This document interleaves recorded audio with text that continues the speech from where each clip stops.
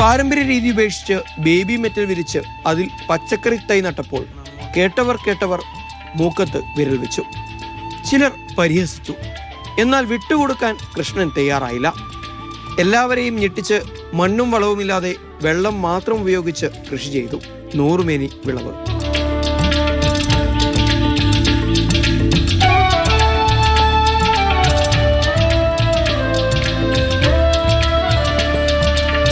Recirculated aquaponics എന്നതാണ് ഈ ആധുനിക കൃഷിരീതിയുടെ പേര്.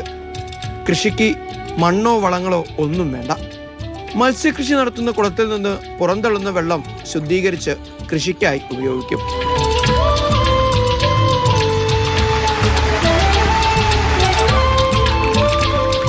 ഇത് മത്സ്യകൃഷിയോടൊപ്പം തന്നെ നമുക്ക് ശുദ്ധമായ പച്ചക്കറി എങ്ങനെ ഉൽപ്പാദിപ്പിക്കാം എന്നുള്ള ചിന്താഗതിയിൽ നിന്നാണ് ഈ ആശയം ഉടലെടുത്തത്.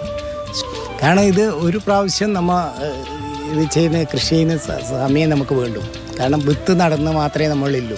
ബാക്കിയെല്ലാം അതിനകത്ത് നമുക്ക് നല്ല രീതിയിൽ നടത്താൻ വേണ്ടി നമുക്ക് സാധിക്കുന്നുണ്ട്. അപ്പോൾ ഈ മെറ്റൽ ചെയ്യുന്ന സമയത്ത് ശുദ്ധമായ വെള്ളം നമുക്ക് ഫിൽട്ടർ ചെയ്യാൻ പറ്റുന്നുണ്ട്.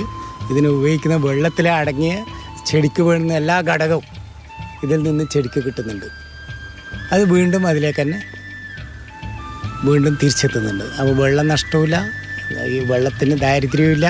ചെടികൾക്ക് വളരാൻ ആവശ്യമായ നൈട്രജനും യൂറിയയും ഉൾപ്പെടെയുള്ള ഘടകങ്ങൾ ഈ വെള്ളത്തിലൂടെ ലഭിക്കും. കൃഷിസ്ഥലത്തേക്ക് അധികമായി വരുന്ന വെള്ളം തിരികെ കുളത്തിലേക്ക് വിടാനും സംവിധാനമുണ്ട്.